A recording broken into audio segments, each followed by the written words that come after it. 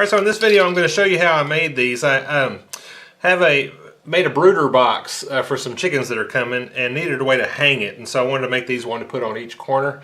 And I bent the D-rings, and I've got a video that shows you how to do that, and then just how to wrap them and punch these holes. Alright, let's get started.